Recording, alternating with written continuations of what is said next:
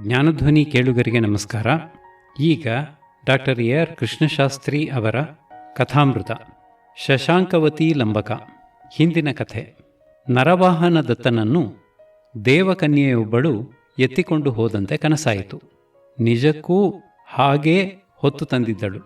ತನ್ನನ್ನು ಪರಿಗ್ರಹಿಸುವಂತೆ ಕೇಳಿದಾಗ ಗಾಂಧರ್ವ ವಿವಾಹವಾಗಿ ಅವಳ ಕುಲಗೋತ್ರಗಳನ್ನು ಅರಿಯಲು ನರವಾಹನ ದತ್ತನು ಹೆಣ್ಣಾನೆಯ ಕಥೆಯನ್ನು ಹೇಳಿದನು. ಅವಳು ವಾಮದತ್ತನ ಕಥೆ ಹೇಳಿ ತಾನು ಅವಳ ಮಗಳು ಲಲಿತಲೋಚನೆ ಎಂದಳು. ಒಂದು ದಿನ ಅವಳು ಮಾಯವಾಗಿ ಮದನ ಮಂಚುಕೆಯ ನೆನಪಾಗಿ ನರವಾಹನದತ್ತನು ಮೂರ್ಛೆ ಹೋಗಲು ಪಿಶಂಗಜಟನೆಂಬ ಮುನಿ ಅವನಿಗೆ ತಣ್ಣೀರು ಎರಚಿ ಎಚ್ಚರಿಸಿ ಮೃಗಾಂಕದತ್ತ ಮತ್ತು ಅವನ 10 ಮಂತ್ರಿಗಳ ಕಥೆ ಹೇಳಿದನು. ವಿನೀತಮತಿಯ ಕಥೆ. ಅಹಿಚ್ಛತ್ರಪುರದಲ್ಲಿ ಉದಯತುಂಗನೆಂಬ ರಾಜನಿದ್ದನು. ಅವನ ಅಂಗರಕ್ಷಕನಾದ ಕಮಲಮತಿಗೆ ವಿನೀತಮತಿ ಎಂಬ ಮಗನಿದ್ದನು. ಅವನಿಗೆ ಒಂದು ದಿನ ರಾತ್ರಿ ಪ್ರಶಸ್ತವಾದ ಬೆಳದಿಂಗಳನ್ನು ನೋಡಿ ವಿಹಾರ ಮಾಡಿಕೊಂಡು ಬರೋಣ ಎನ್ನಿಸಿತು. 1 ಮೈಲಿ ದೂರ ಹೋಗುತ್ತಿದ್ದ ಹಾಗೆ ಒಬ್ಬ ಹೆಂಗಸು ಅಳುವ ಧ್ವನಿ ಕೇಳಿಸಿತು. ಆ ಕಡೆಯೇ ಹೋಗಿ ಒಂದು ಮರದ ಕೆಳಗೆ ಒಬ್ಬ ದಿವ್ಯ ಸ್ತ್ರೀಯು ಅಳುತ್ತಾ ಕುಳಿತಿದ್ದುದನ್ನು ಕಂಡು, ನೀನು ಯಾರಮ್ಮ, ಏಕೆ ಅಳುತ್ತೀಯೇ ಎಂದು ಕೇಳಿದನು. ಅವಳು, ಅಯ್ಯ, ನಾನು ನಾಗಪತಿಯಾದ ಗಂಧಮಾಲಿಯ ಮಗಳು. ನನ್ನ ಹೆಸರು ವಿಜಯವತಿ. ಒಂದು ಸಾರಿ ನಮ್ಮ ತಂದೆಯು ರಣರಂಗದಿಂದ ಹಿಮ್ಮೆಟ್ಟಲು ವಾಸುಕಿಯು ಕೋಪಗೊಂಡು, ನೀನು ಶತ್ರುಗಳಿಂದ ಪರಾಜಿತನಾಗಿ ಅವರ ದಾಸನಾಗು ಎಂದು ಶಾಪ ಕೊಟ್ಟನು. ಆಗ ಕಾಲಜಿಹ್ವನೆಂಬ ಯಕ್ಷನು ಅವನನ್ನು ಗೆದ್ದು ಎಳೆದುಕೊಂಡು ಹೋದನು. ನಾನು ಗೌರಿಯನ್ನು ತಪಸ್ಸಿನಿಂದ ಮೆಚ್ಚಿಸಲು ಅವಳು ಪ್ರತ್ಯಕ್ಷವಾಗಿ, ಮಗಳೇ, ಕಾಲಜಿಹ್ವನು ನಿನ್ನ ತಂದೆಯನ್ನು ದಾಸನಾಗಿ ಮಾಡಿಕೊಂಡು ಮಾನಸ ಸರೋವರದಲ್ಲಿ ಚಕ್ರವಾಕ ಪಕ್ಷಿಯಂತೆ ವಿಹರಿಸುತ್ತಿರುತ್ತಾನೆ. ಅಹಿಚ್ಛತ್ರದ ವೀರನಾದ ವಿನೀತಮತಿಗೆ ಈ ಕುದುರೆಯನ್ನೂ ಕತ್ತಿಯನ್ನೂ ಕೊಟ್ಟು ಕಳುಹಿಸು. ಅವನು ಯಕ್ಷನನ್ನು ಗೆದ್ದು ನಿಮ್ಮ ತಂದೆಯನ್ನು ಕರೆತರುತ್ತಾನೆ ಎಂದು ಅಂತರ್ಧಾನವಾದಳು. ನೀನು ಮನೆ ಬಿಟ್ಟು ಬಂದದ್ದನ್ನು ತಿಳಿದು ಅಳುವಿನಿಂದ ನಿನ್ನ ಗಮನವನ್ನು ಸೆಳೆದೆ ಎಂದಳು. ಅವನು ಅವಳಿಗೆ ಸಹಾಯ ಮಾಡುವುದಾಗಿ ಒಪ್ಪಿ ಅವಳು ಕೊಟ್ಟ ಕುದುರೆಯ ಮೇಲೆ ಕುಳಿತು ಕತ್ತಿ ಹಿಡಿದು ಕೂಡಲೇ ಮಾನಸ ಸರೋವರಕ್ಕೆ ಹೋದನು. ಅವನನ್ನು ನೋಡಿದ ಕೂಡಲೇ ಕಾಲಜಿಹ್ವನು ಪಕ್ಷಿ ರೂಪವನ್ನು ಬಿಟ್ಟು ಎದ್ದನು.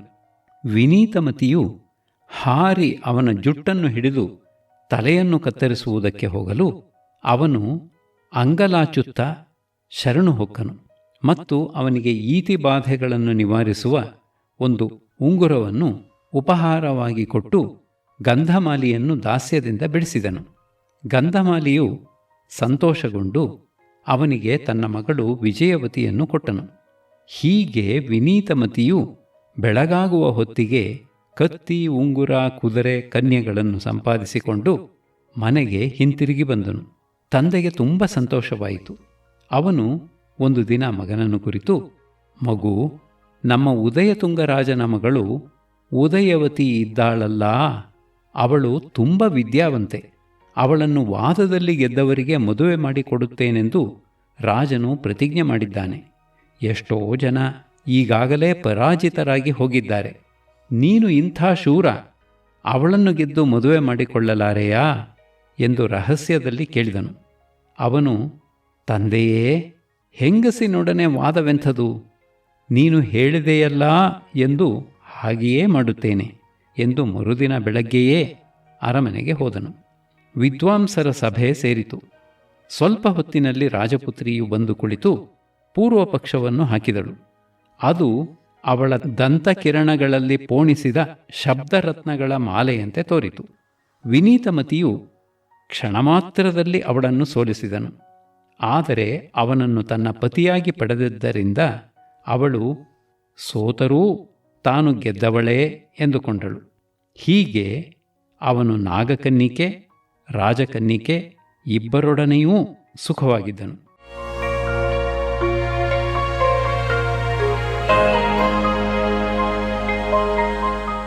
ಒಂದು ದಿನ ಒಬ್ಬ ಬಡ ಬ್ರಾಹ್ಮಣನು ಅವನ ಹತ್ತಿರ ಯಾಚಕನಾಗಿ ಬಂದು ತುಂಬ ನಿರ್ಬಂಧಪಡಿಸಲು ಅವನು ಬೇಸರಪಟ್ಟುಕೊಂಡು ತನ್ನ ಭೃತ್ಯನನ್ನು ಕರೆದು ಅವನ ಕಿವಿಯಲ್ಲಿ ಒಂದು ಪಾತ್ರೆಯ ತುಂಬ ಮರಳು ತುಂಬಿ ಅದರ ಬಾಯಿ ಕಟ್ಟಿ ಇವನಿಗೆ ಕೊಟ್ಟು ಕಳುಹಿಸು ಎಂದು ಹೇಳಿದನು.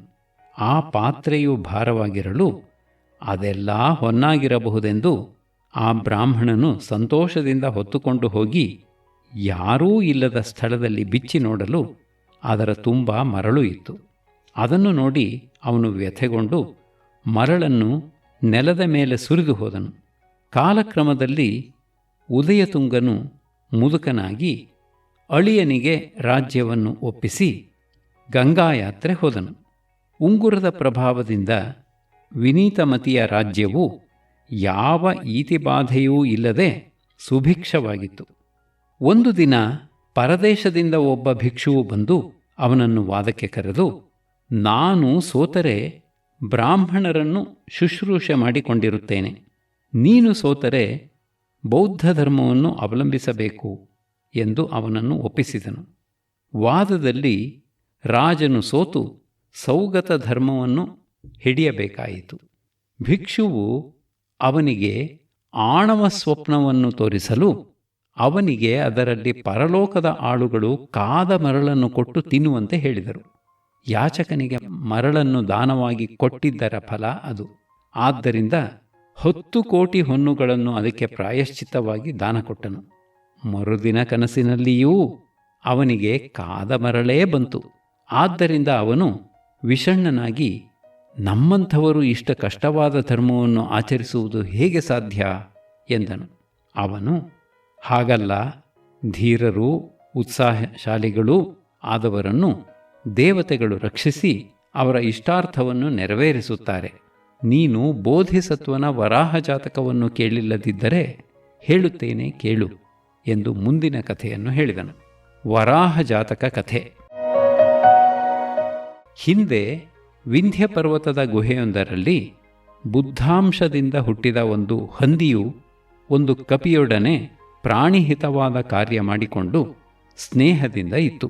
ಒಂದು ಸಾರಿ 5 ದಿನ ಒಂದೇ ಸಮನೆ ಮಳೆ ಹಿಡಿದುಕೊಂಡಿತು. ಆಗ ಒಂದು ಸಿಂಹವು ತನ್ನ ಹೆಂಡತಿಯೊಡನೆಯೂ ಮಗನೊಡನೆಯೂ ಆ ಗುಹೆಯ ಬಾಗಿಲಿಗೆ ಬಂದು, ಈಗ ಯಾವ ಪ್ರಾಣಿಯೂ ಸಿಕ್ಕುವ ಹಾಗಿಲ್ಲ, ಆದ್ದರಿಂದ ಸಾಯುವುದೇ ಸರಿ ಎಂದಿತು. ಹೆಣ್ಣು, ಅದೇಕೆ, ನನ್ನನ್ನು ನೀವಿಬ್ಬರೂ ತಿಂದು ಹಸಿವು ಅಡಗಿಸಿಕೊಳ್ಳಿ ಎಂದಿತು. ಈ ಮಾತನ್ನು ಕೇಳಿ ಹಂದಿಯು ತನ್ನ ದೇಹವನ್ನು ಅವುಗಳಿಗೆ ಕೊಟ್ಟಿತು. ಸಿಂಹವು ತನ್ನ ಮಗನು ಮೊದಲು ತಿಂದು ಹೊಟ್ಟೆ ತುಂಬಿಸಿಕೊಳ್ಳಲೆಂದು ಬಿಟ್ಟು ಆಮೇಲೆ ತಾನು ತಿಂದಿತು. ಅಸ್ಥಿಪಂಜರ ಮಾತ್ರ ಉಳಿದರೂ ಹಂದಿಯ ಜೀವ ಹೋಗಲಿಲ್ಲ. ಈ ಮಧ್ಯೆ ಹಸಿವಿನಿಂದ ಹೆಣ್ಣು ಸಿಂಹ ಸತ್ತು ಹೋಯಿತು. ಆದ್ದರಿಂದ ಗಂಡೂ ಮರಿಯೂ ಅದನ್ನು ಅಲ್ಲಿಯೇ ಬಿಟ್ಟು ಎತ್ತಲೋ ಹೋದವು. ಬೆಳಗ್ಗೆ ಕಪಿಯು ಹೊರಕ್ಕೆ ಬಂದು ಹಂದಿಯ ಅವಸ್ಥೆಯನ್ನು ನೋಡಿ, ಅಯ್ಯ, ನೀನು ದೇವಾಂಶ ಸಂಭೂತನೇ ಸರಿ, ನನ್ನಿಂದ ಆಗಬೇಕಾದ ಕೆಲಸವೇನಾದರೂ ಇದ್ದರೆ ಹೇಳು, ಮಾಡುತ್ತೇನೆ ಎಂದಿತು. ಹಂದಿಯು, ನನ್ನ ಅಭಿಲಾಷೆಯನ್ನು ವಿಧಿಯಿಂದಲೂ ನಡೆಸುವುದು ಸಾಧ್ಯವಿಲ್ಲ. ನನ್ನ ಕಣ್ಣೆದುರಿಗೆ ಈ ಹೆಣ್ಣು ಸಿಂಹವು ಹಸಿವಿನಿಂದ ಮೃತಿ ಹೊಂದಿತು.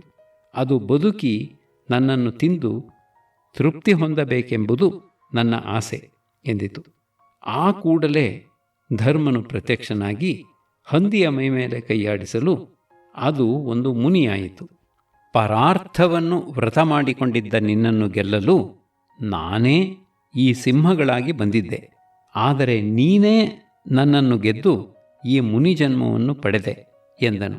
ಮತ್ತು ವರಾಹ ಮುನಿಯ ಪ್ರಾರ್ಥನೆಯಂತೆ ಕಪಿಯನ್ನೂ ಮುನಿಯನ್ನಾಗಿ ಮಾಡಿ ಮಾಯವಾದನು. ಸತ್ತ ಸಿಂಹಿಯೂ ಮಾಯವಾಯಿತು. ಹೀಗೆ ದೇವತೆಗಳ ಸಹಾಯದಿಂದ ಇಷ್ಟಾರ್ಥ ಸಿದ್ಧಿಯಾಗುತ್ತದೆ ಎಂದನು. ಒಂದು ದಿನ ಪಾಟಲಿಪುತ್ರದಿಂದ ಒಬ್ಬ ಬ್ರಾಹ್ಮಣನು ಬಂದು ಕಾಲಜಿಹ್ವನು ಕೊಟ್ಟಿದ್ದ ಉಂಗುರವನ್ನು ಕೇಳಿದನು. ಅದನ್ನು ಅವನು ಸಂತೋಷದಿಂದ ದಾನ ಮಾಡಿಬಿಟ್ಟನು. ಮತ್ತೊಂದು ದಿನ ಇಂದು ಕಲಶನೆಂಬ ರಾಜಪುತ್ರನು ಬಂದು ತನ್ನ ಅಣ್ಣನು ತನ್ನ ಪಿತ್ರಾರ್ಜಿತವಾದ ರಾಜ್ಯವನ್ನು ಕಿತ್ತುಕೊಂಡದ್ದರಿಂದ ಅದನ್ನು ಪಡೆಯಲು ವಿನೀತಮತಿಯ ಹತ್ತಿರವಿದ್ದ ಕತ್ತಿಯೂ ಕುದುರೆಯೂ ಬೇಕೆಂದು ಕೇಳಿದನು. ಅವನ್ನೂ ಅವನು ಸಂತೋಷದಿಂದ ದಾನ ಮಾಡಿದನು. ಅಣ್ಣನಾದ ಕನಕ ಕರಶನು ಸೋತು ವಿನೀತಮತಿಯ ಹತ್ತಿರ ಬಂದು ತಾನು ಅಗ್ನಿಪ್ರವೇಶ ಮಾಡುತ್ತೇನೆ ಎನ್ನಲು ರಾಜನು, ನನಗೆ ಹೇಗಿದ್ದರೂ ಮಕ್ಕಳಿಲ್ಲ, ನೀನೇ ನನ್ನ ಮಗ, ನನ್ನ ರಾಜ್ಯವನ್ನು ತೆಗೆದುಕೋ ಎಂದು ಅವನಿಗೆ ಒಪ್ಪಿಸಿ ಹೆಂಡತಿಯೊಡನೆ ಕಾಡಿಗೆ ಹೊರಟು ಹೋದನು. ಅಲ್ಲಿ ನೀರು ನೆರಳಿಲ್ಲದ ಮರುಭೂಮಿಯು ಸಿಕ್ಕಿ ಆಯಾಸಗೊಂಡು ನಿದ್ರೆ ಹೋದನು. ಆದರೆ ಎದ್ದು ನೋಡುವ ಹೊತ್ತಿಗೆ ಅದು ನಂದನವಾಗಿತ್ತು. ಅದು ಅವನ ದಾನದ ಪ್ರಭಾವ. ಅಲ್ಲಿ ಒಂದು ದಿನ ಸೋಮಶೂರನೆಂಬವನು ರಾಜದಂಡನೆಯಿಂದ ತಪ್ಪಿಸಿಕೊಂಡು ಬಂದು ನಿರಾಶನಾಗಿರಲು ವಿನೀತಮತಿಯು ಅವನನ್ನು ತನ್ನ ಪರ್ಣಶಾಲೆಗೆ ಕರೆತಂದು ಉಪಚರಿಸಿ, ಅಯ್ಯ, ಅಜ್ಞಾನವನ್ನು ಮೊದಲು ತ್ಯಜಿಸಬೇಕು, ಅದು ಇಹಪರಗಳೆರಡಕ್ಕೂ ಬಾಧಕ. ಇದಕ್ಕೆ ಒಂದು ಕಥೆ ಹೇಳುತ್ತೇನೆ ಕೇಳು ಎಂದು ಮುಂದಿನ ಕಥೆಯನ್ನು ಹೇಳಿದನು. ದೇವಭೂತಿಯ ಕಥೆ. ಪಾಂಚಾಲ ದೇಶದಲ್ಲಿ ದೇವಭೂತಿ ಎಂಬ ಬ್ರಾಹ್ಮಣನಿದ್ದನು. ಒಂದು ದಿನ ಅವನ ಮನೆಯ ಅಂಗಳಕ್ಕೆ ಒಂದು ಕತ್ತೆಯು ನುಗ್ಗಿ ಅಲ್ಲಿ ಬೆಳೆದಿದ್ದ ಕಾಯಿ ಪಲ್ಯಗಳನ್ನೆಲ್ಲ ತಿಂದು ಹಾಕಲು ಭೋಗವತಿ ಎಂಬ ಅವನ ಹೆಂಡತಿಯು ಒಂದು ದೊಣ್ಣೆ ತೆಗೆದುಕೊಂಡು ಅದನ್ನು ಅಟ್ಟಿಸಿಕೊಂಡು ಹೋದಳು. ಅದು ಒಂದು ಹಳ್ಳದಲ್ಲಿ ಬಿದ್ದು ಕಾಲು ಮುರಿದುಕೊಂಡಿತು. ಅದನ್ನು ನೋಡಿ ಅದರ ಯಜಮಾನನಾದ ಅಗಸನು ಬಂದು ಅವಳನ್ನು ಹೊಡೆದನು, ಒದ್ದನು. ಅದರಿಂದ ಅವಳಿಗೆ ಗರ್ಭಸ್ರಾವವಾಯಿತು. ಬ್ರಾಹ್ಮಣನು ನಗರಾಧ್ಯಕ್ಷನಿಗೆ ದೂರು ತೆಗೆದುಕೊಂಡು ಹೋದನು. ಅವನು ವಿಚಾರಣೆ ಮಾಡಿ ಕತ್ತೆಯ ಕಾಲು ಸರಿಯಾಗುವವರೆಗೂ ಬ್ರಾಹ್ಮಣನು ಅಗಸನ ಮೂಟೆಯನ್ನು ಹೊರಲಿ, ಅಗಸನು ಬ್ರಾಹ್ಮಣನ ಹೆಂಡತಿಯನ್ನು ಮತ್ತೆ ಬಸುರಿ ಮಾಡಲಿ ಎಂದು ತೀರ್ಪಿತ್ತನು. ಬ್ರಾಹ್ಮಣನೂ ಅವನ ಹೆಂಡತಿಯೂ ಇದನ್ನು ಕೇಳಿ ವಿಷ ತೆಗೆದುಕೊಂಡು ಪ್ರಾಣ ಬಿಟ್ಟರು. ದೊರೆಯು ನಗರ ರಕ್ಷಕನನ್ನೂ ಕೊಲ್ಲಿಸಿದನು. ಅವನು ಸತ್ತು ತಿರ್ಯಗ್ಜಂತುವಾದನು. ಆದ್ದರಿಂದ ಅಜ್ಞಾನವೆಂಬ ಕತ್ತಲೆಯನ್ನು ಶಾಸ್ತ್ರದೀಪದಿಂದ ಹೋಗಲಾಡಿಸಿಕೊಳ್ಳಬೇಕು ಎಂದು ಅವನಿಗೆ ಪಾರಮಿತಾರ್ಥವನ್ನು ಕ್ರಮವಾಗಿ ಉಪದೇಶ ಮಾಡಿದನು. 1. ದಾನ ಪಾರಮಿತ. ಕುರುಕ್ಷೇತ್ರದಲ್ಲಿ ಹಿಂದೆ ಮಲಯಪ್ರಭನೆಂಬ ರಾಜನಿದ್ದನು. ಅವನ ದೇಶದಲ್ಲಿ ಒಂದು ಸಾರಿ ಬರಗಾಲ ಬರಲು ಅವನು ಪ್ರಜೆಗಳಿಗೆ ಹಣ ಕೊಡಬೇಕೆಂದು ಹೊರಟನು. ಮಂತ್ರಿಗಳು ತಡೆದರು. ಆದ್ದರಿಂದ ಅವನ ಔದಾರ್ಯ ಅಲ್ಲಿಗೇ ನಿಂತಿತು. ಆಗ ಅವನ ಮಗನಾದ ಇಂದ್ರಪ್ರಭನು, ತಂದೆಯೇ, ಈ ದುರ್ಮಂತ್ರಿಗಳ ಮಾತನ್ನು ಕೇಳಿಕೊಂಡು ಏಕೆ ಪ್ರಜೆಗಳನ್ನು ಅಲಕ್ಷ್ಯ ಮಾಡುತ್ತೀಯೇ? ಅವರಿಗೆ ನೀನು ಕಲ್ಪವೃಕ್ಷ, ನಿನಗೆ ಅವರು ಕಾಮಧೇನು ಎಂದನು. ರಾಜನು, ನನ್ನ ಹತ್ತಿರವೇನು ಅಕ್ಷಯಧನವಿದೆ ಎಂದು ಮಾಡಿಕೊಂಡಿದ್ದೀಯಾ? ಅದೊಂದಿಲ್ಲದೆ ಪ್ರಜೆಗಳ ಕಲ್ಪವೃಕ್ಷ ಬೇಕಾದರೆ ಆಗಬಲ್ಲೆ, ನೀನೇ ಅವರ ಕಲ್ಪವೃಕ್ಷ ಬೇಕಾಗಬಾರದು ಎಂದು ಕೇಳಿದನು. ರಾಜಪುತ್ರನು, ಇಲ್ಲ, ಕಲ್ಪವೃಕ್ಷವಾಗಬೇಕು, ಇಲ್ಲ ಸಾಯಬೇಕು, ಎರಡರಲ್ಲೊಂದು ಎಂದುಕೊಂಡು ತಪೋವನಕ್ಕೆ ಹೋಗಿ ತಪಸ್ಸಿಗೆ ಆರಂಭಿಸಿದನು. ಕೂಡಲೇ ಬರವು ಹರಿಯಿತು. ಇಂದ್ರನು ಅವನ ತಪಸ್ಸಿನಿಂದ ಸಂತೋಷಗೊಂಡು ಅವನನ್ನು ಕಲ್ಪವೃಕ್ಷವಾಗಿ ಮಾಡಿದನು. ಅದು ತನ್ನ ನೀಳವಾದ ಕೊಂಬೆಗಳಿಂದಲೂ ಪಕ್ಷಿಗಳ ಕೂಗಿನಿಂದಲೂ ದೂರದಲ್ಲಿದ್ದ ಅರ್ಥಿಗಳನ್ನು ಕರೆಯುವಂತಿತ್ತು. ಜನರೆಲ್ಲರೂ ಪ್ರತಿನಿತ್ಯವೂ ತಮ್ಮ ಇಷ್ಟಾರ್ಥಗಳನ್ನೆಲ್ಲ ಪಡೆಯುತ್ತಿದ್ದರು. ಅವರಿಗೆ ಯಾವುದರ ಕೊರತೆಯೂ ಇರಲಿಲ್ಲ. ಆಗ ಇಂದ್ರನು ಬಂದು, ನಿನ್ನ ಪರೋಪಕಾರವು ಪೂರ್ಣವಾಯಿತು, ಇನ್ನು ಸ್ವರ್ಗಕ್ಕೆ ಬಾ ಎಂದು ಕರೆದನು. ಅವನು, ಅಲ್ಲಿ ಆಗಲೇ ಕಲ್ಪವೃಕ್ಷಗಳು ತಮ್ಮ ಫಲಪುಷ್ಪಗಳಿಂದ ಪರಪ್ರಯೋಜನವನ್ನು ಉಂಟುಮಾಡುತ್ತಿವೆ. ನಾನೂ ಮತ್ತೊಂದು ಕಲ್ಪವೃಕ್ಷವಾಗಿ ಸುಖವಾಗಿರುವುದಕ್ಕೆ ಅಲ್ಲಿಗೆ ಬರಲೇ? ಇಲ್ಲಿನ ಜನಕ್ಕೆಲ್ಲ ಅದರಿಂದ ಆಶಾಭಂಗ ಉಂಟಾಗುವುದಿಲ್ಲವೇ ಎಂದು ಕೇಳಿದನು. ಇಂದ್ರನು, ಹಾಗಾದರೆ ನೀನೂ ನಿನ್ನ ಪ್ರಜೆಗಳು ಎಲ್ಲರೂ ಸ್ವರ್ಗಕ್ಕೆ ಬನ್ನಿ ಎಂದನು. ರಾಜಪುತ್ರನು, ನಿನಗೆ ಅಷ್ಟು ಸಂತೋಷವಾಗಿದ್ದರೆ ಪ್ರಜೆಗಳನ್ನು ಕರೆದುಕೊಂಡು ಹೋಗು, ನನಗೆ ಆ ಸ್ವರ್ಗದಿಂದ ಏನೂ ಆಗಬೇಕಾಗಿಲ್ಲ, ನಾನು ಪರೋಪಸಿದ್ಧಿಗಾಗಿ ತಪಸ್ಸು ಮಾಡುತ್ತೇನೆ ಎಂದನು. ಇಂದ್ರನು ಹಾಗೇ ಆಗಲೆಂದು ಅವನ ಪ್ರಜೆಗಳೆಲ್ಲರನ್ನೂ ಸ್ವರ್ಗಕ್ಕೆ ಕರೆದುಕೊಂಡು ಹೋದನು. ರಾಜಪುತ್ರನು ತನ್ನ ರೂಪವನ್ನು ಧರಿಸಿ ಕಾಡಿನಲ್ಲಿ ತಪಸ್ಸು ಮಾಡಿ ಬೋಧಿಸತ್ವನಾದನು. ದಾನಾಸಕ್ತರಿಗೆ ಹೀಗೆ ಸಿದ್ಧಿಯುಂಟಾಗುತ್ತದೆ. 2. ಶೀಲಪಾರಮಿತ. ವಿಂಧ್ಯ ಪರ್ವತದಲ್ಲಿ ಹಿಂದೆ ಬುದ್ಧಾಂಶದಿಂದ ಹುಟ್ಟಿದ ಹೇಮಪ್ರಭನೆಂಬ ಒಂದು ರಾಜಗಿಣಿಯಿತ್ತು. ಅದರ ಪ್ರತೀಹಾರನಾದ ಚಾರುಮತಿ ಎಂಬ ಗಿಣಿಯ ಹೆಂಡತಿಯು ವ್ಯಾಧನಿಂದ ಸತ್ತು ಹೋಗಲು ಗಂಡು ಶೋಕದಲ್ಲಿ ಮುಳುಗಿತು.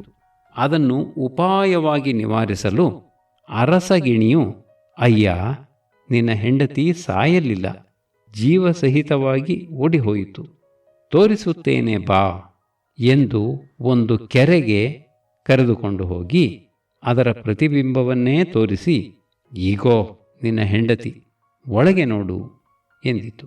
ಅದು ತನ್ನನ್ನು ಮುಟ್ಟುವುದಿಲ್ಲ, ಮಾತನಾಡಿಸುವುದಿಲ್ಲ. ಕೋಪವೋ ಏನೋ ಎಂದು ಅದಕ್ಕೆ ನೆಲ್ಲಿಯ ಕಾಯಿಯನ್ನು ತಂದುಕೊಟ್ಟಿತು. ನೆಲ್ಲಿಯ ಕಾಯಿ ಮೇಲಕ್ಕೆ ತೇಲಿ ಬರಲು ಇದೇಕೆ ಎಂದು ಕೇಳಿತು. ರಾಜನು, ಇದನ್ನು ನಾನು ಹೇಳಬಾರದು, ಆದರೂ ನಿನ್ನ ಮೇಲಿನ ಪ್ರೀತಿಯಿಂದ ಹೇಳುತ್ತೇನೆ. ನಿನ್ನ ಹೆಂಡತಿಯೂ ಮತ್ತೊಬ್ಬನಲ್ಲಿ ಆಸಕ್ತಳಾಗಿದ್ದಾಳೆ, ಬೇಕಾದರೆ ತೋರಿಸುತ್ತೇನೆ ಬಾ ಎಂದು ತಾವಿಬ್ಬರೂ ಒಟ್ಟಿಗೆ ಇರುವುದರ ಪ್ರತಿಬಿಂಬವನ್ನು ತೋರಿಸಿತು. ಅದನ್ನು ನೋಡಿ ಅದಕ್ಕೆ ವೈರಾಗ್ಯ ಉಂಟಾಯಿತು. ಆಗ ಅರಗಿಣಿಯು, ವಿಷವನ್ನಾದರೂ ಕುಡಿಯಬಹುದು, ಹೇಡಿ ಹೆಂಗಸರನ್ನು ನಂಬಬಾರದು, ಅವರು ಧೀರಸತ್ವರನ್ನು ಅಡ್ಡದಾರಿಗೆ ಎಳೆಯುತ್ತಾರೆ, ಆದ್ದರಿಂದ ಅವರ ಸಹವಾಸವನ್ನು ಬಿಟ್ಟು ಶೀಲವನ್ನು ಅಭ್ಯಾಸ ಮಾಡಬೇಕು ಎಂದು ಅದಕ್ಕೆ ಉಪದೇಶ ಮಾಡಿತು. 3. ಕ್ಷಮಾಪಾರಮಿತ. ಕೇದಾರ ಪರ್ವತದಲ್ಲಿ ಶುಭನಯನನೆಂಬ ಮಹಾಮುನಿಯಿದ್ದನು. ಒಂದು ದಿನ ರಾತ್ರಿ ಕೆಲವು ಕಳ್ಳರು ಹಿಂದೆ ತಾವು ಆ ಪ್ರದೇಶದಲ್ಲಿ ಹೂಳಿಟ್ಟ ಹೊನ್ನನ್ನು ತೆಗೆದುಕೊಂಡು ಹೋಗಲು ಬಂದರು. ಆದರೆ ಎಲ್ಲೆಲ್ಲಿ ಹುಡುಕಿದರೂ ಅದು ಸಿಕ್ಕಲಿಲ್ಲ. ಆದ್ದರಿಂದ ಆ ಮುನಿಯೇ ಕದ್ದಿದ್ದಾನೆಂದು ಭಾವಿಸಿ ಅವನನ್ನು ಬೈದು ಹೊಡೆದು ಕಳಿಸಿದರು. ಅವನು, ನಾನು ತೆಗೆದುಕೊಂಡಿಲ್ಲ, ನಾನು ಕಾಣಲೇ ಕಾಣೆ ಎಂದನು. ಅದೇ ಮಾತನ್ನೇ ಹೇಳುತ್ತಿರಲು ಅವರು ಅವನ ಕೈಕಾಲುಗಳನ್ನು ಕತ್ತರಿಸಿ ಹಾಕಿ ಕಣ್ಣು ಕಿತ್ತು ಹಾಕಿ ಹೊರಟು ಹೋದರು. ಮರುದಿನ ಬೆಳಗ್ಗೆ ಅವನ ಶಿಷ್ಯನಾದ ಶೇಖರಜ್ಯೋತಿ ಎಂಬ ರಾಜನು ಅಲ್ಲಿಂದಲೇ ಕಳ್ಳರನ್ನು ಹುಡುಕಿಸಿ ತರಿಸಿ ಅವರನ್ನು ಕೊಲ್ಲಲೆಳಸಿದನು.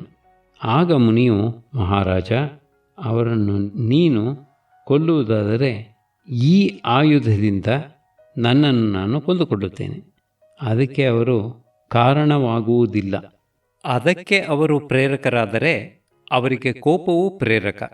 ಕೋಪಕ್ಕೆ ಕಾರಣ ಹೊನ್ನು ಹೋದದ್ದು, ಅದಕ್ಕೆ ಕಾರಣ ನನ್ನ ಪೂರ್ವ ದುಷ್ಕೃತ, ಅದಕ್ಕೆ ಕಾರಣ ನನ್ನ ಅಜ್ಞಾನ. ಅದೇ ಅಪಕಾರಿ, ಅದನ್ನು ಕೊಲ್ಲಬೇಕು. ಅವರನ್ನು ಕೊಲ್ಲುವುದಕ್ಕೆ ಬದಲು ಏಕೆ ಉಳಿಸಬಾರದು? ಇವರು ಇದನ್ನು ಮಾಡದಿದ್ದರೆ ನಾನು ಯಾರನ್ನು ಕ್ಷಮಿಸಬೇಕಾಗಿತ್ತು ಎಂದು ಮುಂತಾಗಿ ಹೇಳಿ ಅವರನ್ನು ಜೀವದಿಂದ ಉಳಿಸಿದನು. ಅವನ ತಪಸ್ಸಿನ ಮಹಿಮೆಯಿಂದ ಕಣ್ಣು ಕೈಕಾಲುಗಳು ಮೊದಲಿನಂತಾದವು, ಸಿದ್ಧಿಯುಂಟಾಯಿತು. ಕ್ಷಮೆಯುಳ್ಳವರು ಹೀಗೆ ಸಂಸಾರವನ್ನು ದಾಟುತ್ತಾರೆ. 4. ಧೈರ್ಯ ಪಾರಮಿತ. ಹಿಂದೆ ಮಾಲಾಧರನೆಂಬ ಬ್ರಾಹ್ಮಣ ಹುಡುಗನಿದ್ದನು. ಅವನು ಒಂದು ಸಾರಿ ಒಬ್ಬ ಸಿದ್ಧಕುಮಾರನು ಆಕಾಶದಲ್ಲಿ ಹಾರಿ ಹೋಗುತ್ತಿದ್ದುದನ್ನು ನೋಡಿ ತಾನೂ ಹಾಗೆಯೇ ಹಾರಾಡಬೇಕೆಂದು ಹುಲ್ಲಿನ ರೆಕ್ಕೆಗಳನ್ನು ಕಟ್ಟಿಕೊಂಡು ನೆಗೆದಾಡುತ್ತಿದ್ದನು. ಆಕಾಶದಲ್ಲಿ ಹೋಗುತ್ತಿದ್ದ ಕುಮಾರಸ್ವಾಮಿಯು ಒಂದು ದಿನ ಆ ಹುಡುಗನ ವ್ಯರ್ಥ ಪ್ರಯತ್ನವನ್ನು ನೋಡಿ ಅನುಕಂಪೆಯಿಂದ ಅವನನ್ನು ತನ್ನ ಅನುಚರರಲ್ಲಿ ಒಬ್ಬನನ್ನಾಗಿ ಮಾಡಿಕೊಂಡನು. ಹೀಗೆ ಧೈರ್ಯದಿಂದ ದೇವತೆಗಳೂ ಸಂತುಷ್ಟರಾಗುತ್ತಾರೆ. 5. ಧ್ಯಾನ ಪಾರಮಿತ. ಹಿಂದೆ ಕರ್ನಾಟಕ ದೇಶದಲ್ಲಿ ವಿಜಯಮಾಲಿ ಎಂಬ ವರ್ತಕನಿದ್ದನು. ಅವನಿಗೆ ಮಲಯಮಾಲಿ ಎಂಬ ಮಗನಿದ್ದನು. ಅವನು ಒಂದು ದಿನ ತನ್ನ ತಂದೆಯೊಡನೆ ಅರಮನೆಗೆ ಹೋಗಿದ್ದಾಗ ರಾಜಪುತ್ರಿಯನ್ನು ನೋಡಿ ಮೋಹಗೊಂಡು ಮನೆಯಲ್ಲಿ ಅನ್ನ ನೀರು ಮಾತುಕತೆ ಎಲ್ಲ ಬಿಟ್ಟು ಕುಳಿತುಬಿಟ್ಟನು. ಮಂಧರಕನೆಂಬ ಚಿತ್ರಕಾರನಾದ ಅವನ ಸ್ನೇಹಿತನೊಬ್ಬನು ಅವನ ಅವಸ್ಥೆಯನ್ನು ನೋಡಲಾರದೆ ಅವನಿಗೆ ಆ ರಾಜಪುತ್ರಿಯ ಒಂದು ಚಿತ್ರಪಟವನ್ನು ಬರೆದುಕೊಟ್ಟನು. ಮಲೆಯ ಮಾಲಿಯು ಅದನ್ನೇ ರಾಜಪುತ್ರಿ ಎಂಬ ಭಾವನೆಯಿಂದ ತದೇಕ ಚಿತ್ತನಾಗಿ ಹೆಂಡತಿಯಂತೆ ನಡೆಸಿಕೊಂಡಿದ್ದನು. ಅವನು ಒಂದು ದಿನ ಅದರೊಡನೆ ಉದ್ಯಾನಕ್ಕೆ ಹೋಗಿ ಅದನ್ನು ಒಂದು ಮರದಡಿಯಲ್ಲಿಟ್ಟು ತನ್ನ ಪ್ರಿಯೆಗೆ ಹೂ ಕುಯ್ದುಕೊಂಡು ಬರಲು ಹೋದನು. ಆಗ ಅಂತರಿಕ್ಷದಲ್ಲಿ ಹೋಗುತ್ತಿದ್ದ ವಿನಯಜ್ಯೋತಿ ಎಂಬ ಮುನಿಯು ಅವನನ್ನು ಆ ಮೋಹದಿಂದ ಉದ್ಧರಿಸುವುದಕ್ಕೋಸ್ಕರ ಇಳಿದು ಬಂದು ಆ ಚಿತ್ರಪಟದ ಮೇಲೆ ಒಂದು ಜೀವದ ಹಾವನ್ನು ಮಾಡಿದನು. ಮಲೆಯ ಮಾಲಿಯು ಬಂದು ನೋಡಿ, ನನ್ನ ಪ್ರಿಯೆ ಒಂದು ನಿಧಿಯಲ್ಲವೇ, ಅದಕ್ಕೆ ಸರ್ಪಕಾವಲನ್ನು ವಿಧಿ ಸೃಷ್ಟಿಸಿದೆ ಎಂದುಕೊಂಡನು. ಆದರೆ ಸ್ವಲ್ಪ ಹೊತ್ತಿಗೆ ಮುನಿಯ ಮಾಯೆಯಿಂದ ಅವಳು ಆ ಹಾವು ಕಡಿದು ಸತ್ತಂತೆ ಅವನಿಗೆ ತೋರಿತು. ಆದ್ದರಿಂದ ಅವನು ಅತ್ತು ಕರೆದು ಪ್ರಾಣ ಕಳೆದುಕೊಳ್ಳಲು ಒಂದು ಮರ ಹತ್ತಿ ಕೆಳಗೆ ಬಿದ್ದನು. ಮುನಿಯು ಅವನನ್ನು ಹಿಡಿದುಕೊಂಡು, ಅಯ್ಯೋ ಮೂಢ, ಇದು ಚಿತ್ರಪಟವಲ್ಲವೇನೋ, ಇದನ್ನು ಹಾವು ಕಚ್ಚೋಣವೆಂದರೇನೋ, ಏಕೋ ಈ ಭ್ರಾಂತಿ, ಇಷ್ಟು ದೃಢವಾದ ಭಾವನೆಯಿಂದ ತತ್ವವನ್ನು ಜಿಜ್ಞಾಸೆ ಮಾಡಬಾರದೇನೋ, ಅದರಿಂದ ಎಲ್ಲ ದುಃಖವೂ ನಿವಾರಣೆಯಾಗುತ್ತದಲ್ಲೋ ಎಂದು ಹೇಳಿ ಅವನಿಗೆ ವಿಜ್ಞಾನವನ್ನು ಉಪದೇಶಿಸಿ ಮಾಯವಾದನು. ಆಮೇಲೆ ಮಲೆಯ ಮಾಲಿಯು ಕಾಡಿಗೆ ಹೋಗಿ ತಪೋಬಲದಿಂದ ತತ್ವಜ್ಞನಾಗಿ ಅರ್ಹತ್ವವನ್ನು ಪಡೆದನು. ಹೀಗೆ ಧ್ಯಾನಬಲವಿದ್ದವರಿಗೆ ಅಸತ್ಯವೂ ಸತ್ಯವಾಗುತ್ತದೆ. 6. ಪ್ರಜ್ಞಾಪಾರಮಿತ. ಸಿಂಹಳ ದ್ವೀಪದಲ್ಲಿ ಸಿಂಹವಿಕ್ರಮನೆಂಬ ಕಳ್ಳನಿದ್ದನು. ಅವನಿಗೆ ಮುಪ್ಪು ಬಂದಾಗ ಕಳ್ಳತನವನ್ನು ಬಿಟ್ಟು ಪರಲೋಕವನ್ನು ಸಾಧಿಸುವ ಬಗೆ ಹೇಗೆ, ಅದಕ್ಕೆ ಯಾರನ್ನು ಶರಣು ಹೋಗಲಿ? ಶಿವನೇ, ವಿಷ್ಣುವೇ, ದೇವತೆಗಳೂ ಮುನಿಗಳೂ ಸೇವಕರಾಗಿರಲಾಗಿ ನಾನು ಅವರಿಗೆ ಎಷ್ಟರ ಮಟ್ಟಿನವನು? ಆದ್ದರಿಂದ ಪ್ರಾಣಿಗಳ ಪುಣ್ಯಪಾಪಗಳನ್ನು ಬರೆದಿಡುವ ಚಿತ್ರಗುಪ್ತನನ್ನು ಹಿಡಿಯುತ್ತೇನೆ. ಅವನು ಯುಕ್ತಿಯಿಂದ ನನ್ನನ್ನು ಕಾಪಾಡಿಯಾನು. ಅವನು ದೇಹದಲ್ಲಿಯೇ ಇದ್ದುಕೊಂಡು ಬ್ರಹ್ಮ ರುದ್ರ ಇವರಿಬ್ಬರ ಕೆಲಸವನ್ನೂ ಮಾಡುತ್ತಾನೆ ಎಂದು ಯೋಚಿಸಿ ಅವನನ್ನು ಅರ್ಚಿಸಿ ಅವನ ಪ್ರೀತ್ಯರ್ಥವಾಗಿ ನಿತ್ಯವೂ ಬ್ರಾಹ್ಮಣರಿಗೆ ಭೋಜನ ಮಾಡಿಸುತ್ತಿದ್ದನು. ಅವನನ್ನು ಪರೀಕ್ಷಿಸಲು ಒಂದು ದಿನ ಚಿತ್ರಗುಪ್ತನು ಅತಿಥಿಯ ವೇಷದಿಂದ ಬರಲು ಕಳ್ಳನು ಅವನಿಗೆ ಊಟ ಮಾಡಿಸಿ ದಕ್ಷಿಣೆ ಕೊಟ್ಟು, ಚಿತ್ರಗುಪ್ತನು ಪ್ರೀತನಾಗಲಿ ಎಂದು ಹೇಳಿ ಎಂದನು. ಹರಿಹರಾದಿಗಳನ್ನು ಬಿಟ್ಟು ಚಿತ್ರಗುಪ್ತನಿಂದ ನಿನಗೆ ಆಗಬೇಕಾದದ್ದೇನು ಎಂದು ಚಿತ್ರಗುಪ್ತನು ಕೇಳಿದನು. ಕಳ್ಳನು, ಅದನ್ನು ಕಟ್ಟಿಕೊಂಡು ನಿನಗೇನು, ನನಗೆ ಬೇರೆ ದೇವತೆಗಳಿಂದ ಪ್ರಯೋಜನವಿಲ್ಲ ಎಂದನು. ಚಿತ್ರಗುಪ್ತನು, ಹಾಗಾದರೆ ನಿನ್ನ ಹೆಂಡತಿಯನ್ನು ಕೊಟ್ಟರೆ ಹೀಗೆಂದು ಹೇಳುತ್ತೇನೆ ಎಂದನು. ಕಳ್ಳನು, ನನ್ನ ಇಷ್ಟದೇವತೆಯ ಪ್ರೀತ್ಯರ್ಥವಾಗಿ ಹೆಂಡತಿಯನ್ನೂ ಕೊಡುತ್ತೇನೆ ಎಂದನು. ಆಗ ಚಿತ್ರಗುಪ್ತನು ನಿಜರೂಪವನ್ನು ಧರಿಸಿ, ನಿನಗೇನು ಬೇಕು ಎಂದು ಕೇಳಿದನು.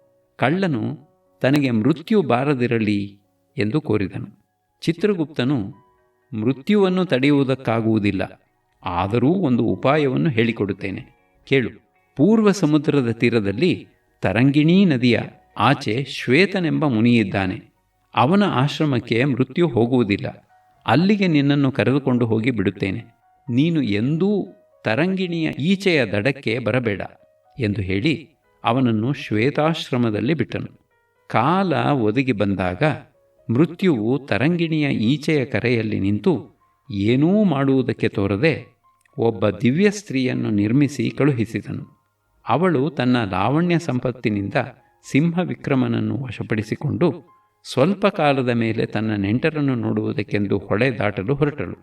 ಸಿಂಹವಿಕ್ರಮನು ದಡದ ಮೇಲೇ ನಿಂತಿರಲು ಅವಳನ್ನು ನಡುಹೊಳೆಯಲ್ಲಿ ಪ್ರವಾಹವು ಕೊಚ್ಚಿಕೊಂಡು ಹೋಗುತ್ತಿತ್ತು. ಆಗ ಅವಳು, ಆರ್ಯಪುತ್ರ, ಏಕೆ ನೋಡುತ್ತಾ ನಿಂತಿದ್ದೀಯೇ? ನನ್ನನ್ನು ಕಾಪಾಡು, ನೀನೇನು ಸಿಂಹವಿಕ್ರಮನೋ ಶೃಗಾಲ ವಿಕ್ರಮನೋ ಎಂದು ಕೂಗಿಕೊಂಡಳು. ಅದನ್ನು ಕೇಳಿ ಅವನು ನೀರಿಗೆ ಇಳಿಯಲು ಒಂದು ಕ್ಷಣದಲ್ಲಿ ಅವಳ ಹಿಂದೆ ಆಚೆಯ ದಡಕ್ಕೆ ಹೋಗಬೇಕಾಯಿತು. ಅಲ್ಲಿಗೆ ಹೋದದ್ದೇ ತಡ. ಕಾಲನು ಅವನ ಕತ್ತಿಗೆ ಪಾಶವನ್ನು ಹಾಕಿ, ವಿಷಯದ ಬಾಯಿಗೆ ಸಿಕ್ಕಿದವರಿಗೆ ಅಪಾಯವು ತಲೆಯ ಮೇಲೆ ಕುಳಿತಿರುತ್ತದೆ ಎಂದು ಅವನನ್ನು ಯಮನ ಹತ್ತಿರಕ್ಕೆ ಎಳೆದುಕೊಂಡು ಹೋದನು.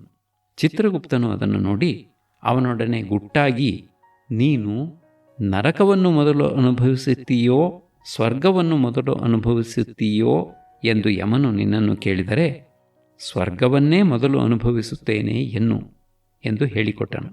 ಮತ್ತೊಂದು ಕ್ಷಣದಲ್ಲಿ ಯಮನು, ಪುಣ್ಯಾಂಶವಿರುವ ಒಬ್ಬ ಕಳ್ಳ ಬಂದಿದ್ದಾನಲ್ಲವೇ ಎಂದು ಕೇಳಲು ಚಿತ್ರಗುಪ್ತನು, ಹೌದು ಪ್ರಭು, ಇವನು ಅತಿಥಿ ಪ್ರಿಯ ಮತ್ತು ತನ್ನ ಇಷ್ಟದೇವತೆಯ ಪ್ರೀತ್ಯರ್ಥವಾಗಿ ತನ್ನ ಹೆಂಡತಿಯನ್ನೂ ಬಿಟ್ಟುಕೊಟ್ಟವನು.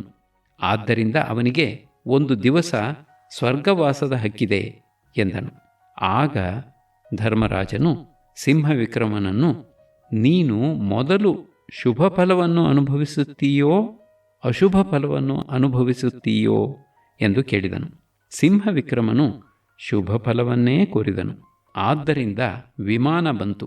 ಅದರೊಳಗೆ ಕುಳಿತು ಸ್ವರ್ಗಕ್ಕೆ ಹೋದನು. ಅಲ್ಲಿ ಗಂಗಾ ಸ್ನಾನ ಜಪತಪಾದಿಗಳಿಂದ ಸ್ವರ್ಗದಲ್ಲಿ 2ನೆಯ ದಿವಸ ವಾಸವನ್ನು ಗಳಿಸಿದನು. ಹಾಗೆಯೇ ತೀವ್ರವಾದ ತಪಸ್ಸಿನಿಂದ ಶಂಕರನನ್ನು ಆರಾಧಿಸಿ ಪಾಪವನ್ನು ಕಳೆದುಕೊಂಡು ಜ್ಞಾನವನ್ನು ಸಂಪಾದಿಸಿದನು. ಆಗ ಯಮದೂತರು ಅವನ ಮುಖವನ್ನು ಕೂಡ ನೋಡಲಾರದವರಾದರು. ಚಿತ್ರಗುಪ್ತನು ಭೂರ್ಜಪತ್ರದಲ್ಲಿ ತಾನು ಬರೆದಿಟ್ಟಿದ್ದ ಪಾಪವನ್ನು ತೊಡೆದು ಹಾಕಿಬಿಟ್ಟನು. ಯಮನು ಸುಮ್ಮನಾದನು. ಹೀಗೆ ಕಳ್ಳನೂ ಪ್ರಜ್ಞಾಬಲದಿಂದ ಸಿದ್ಧಿಯನ್ನು ಪಡೆದನು. ವಿದ್ವಾಂಸರು ಬುದ್ಧ ಪ್ರೋಕ್ತವಾದ ಈ 6 ಪಾರಮಿತಗಳನ್ನು ತಿಳಿದು ಅವುಗಳಿಂದ ಭವಾಂಬುಧಿಯನ್ನು ದಾಟುತ್ತಾರೆ ಎಂದು ಹೇಳಿದನು. ಕಾಲಕ್ರಮದಲ್ಲಿ ಆ ಗುರು ಶಿಷ್ಯರಿಬ್ಬರೂ ಸಿದ್ಧಿ ಪಡೆದರು. ಈ ಮಧ್ಯೆ ಕನಕ ಕಲಶನಿಗೆ ವಿನೀತಮತಿಯು ಕೊಡಿಸಿದ್ದ ರಾಜ್ಯವನ್ನು ಅವನ ತಮ್ಮನಾದ ಇಂದು ಕಲಶನು ತನ್ನ ಖಡ್ಗಾಶ್ವಗಳ ಸಹಾಯದಿಂದ ಕಿತ್ತುಕೊಂಡು ಓಡಿಸಲು ಅವನು ವಿನೀತಮತಿಯ ಆಶ್ರಮಕ್ಕೆ ಬಂದನು. ಆದರೆ ಅವನು ಬಂದ ಕೂಡಲೇ ಅದು ಮತ್ತೆ ಮರುಭೂಮಿಯಾಯಿತು.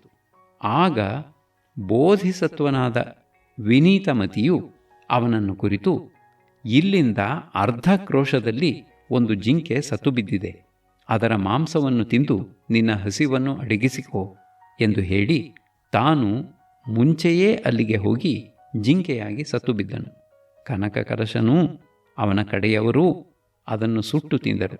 ಈ ಮಧ್ಯೆ ಬೋಧಿಸತ್ವನ 2 ಹೆಂಡಿರೂ ಅಲ್ಲಿಗೆ ಬಂದು ಜಿಂಕೆಯ ಕೊಂಬು ಮೂಳೆ 2 ಮಾತ್ರ ಉಳಿದಿರಲು ಅವನ್ನು ತೆಗೆದುಕೊಂಡು ಹೋಗಿ ದಹನ ಮಾಡಿ ತಾವು ಆ ಅಗ್ನಿಯಲ್ಲಿ ಪ್ರವೇಶ ಮಾಡಿದರು. ಅದನ್ನು ತಿಳಿದು ಕನಕ ಕಲಶನೂ ಅವನ ಕಡೆಯವರೂ ಅಗ್ನಿ ಪ್ರವೇಶ ಮಾಡಿದರು. ಆಗ ಸೋಮಶೂರನು ದುಃಖದಿಂದ ದರ್ಭೆ ಹಾಕಿ ಪ್ರಾಯೋಪವೇಶಕ್ಕೆ ಕುಳಿತನು. ಕೂಡಲೇ ಇಂದ್ರನು ಬಂದು ಅದನ್ನು ನಿವಾರಿಸಿ, ಇದು ನಿನ್ನ ಗುರುವನ್ನು ಪರೀಕ್ಷಿಸಲು ಮಾಡಿದ್ದು. ಮೂಳೆಯ ಬೂದಿ ಮಾತ್ರ ಉಳಿದಿದ್ದರೂ ಅದರ ಮೇಲೆ ಅಮೃತ ಚಿಮುಕಿಸಿ ಅವನನ್ನೂ ಅವನ ಹೆಂಡಿರನ್ನೂ ಮಿಕ್ಕವರನ್ನೂ ಎಬ್ಬಿಸಿದ್ದೇನೆ ಎಂದನು. ಅದರಂತೆ ಎಲ್ಲರೂ ಜೀವ ಪಡೆಯಲು ಬ್ರಹ್ಮ ವಿಷ್ಣು ಮುಂತಾದ ದೇವತೆಗಳೂ ಬಂದು ಬೇಕಾದ ವರಗಳನ್ನು ಕೊಟ್ಟು ಹೋದರು. ಹೀಗೆಂದು ಕಥೆ ಹೇಳಿ ಆ ವೃದ್ಧ ತಾಪಸಿಯು, ಸುಟ್ಟು ಬೂದಿಯಾಗಿ ಹೋಗಿದ್ದವರೂ ಹೀಗೆ ಮತ್ತೆ ಸೇರಿದ್ದುಂಟು, ಆದ್ದರಿಂದ ಪ್ರಾಣ ಕಳೆದುಕೊಳ್ಳಬೇಡ, ಹೋಗು, ಮೃಗಾಂಕದತ್ತನನ್ನು ಕಂಡೇ ಕಾಣುವೆ ಎಂದಳು. ನಾನು ಅವಳಿಗೆ ವಂದಿಸಿ ಕತ್ತಿ ಹಿಡಿದು ಅಲ್ಲಿಂದ ಹೊರಟು ಈ ಅಡವಿಗೆ ಬರಲು ಇಲ್ಲಿ ಶಬರರು ಜಂಡಿಗೆ ಬಲಿ ಕೊಡಲೆಂದು ನನ್ನನ್ನು ಹಿಡಿದುಕೊಂಡು ಬಂದರು. ನಿನ್ನನ್ನು ಕಂಡದ್ದರಿಂದ ನನ್ನ ಮನೆಗೆ ನಾನು ಬಂದಂತಾಯಿತು ಎಂದನು.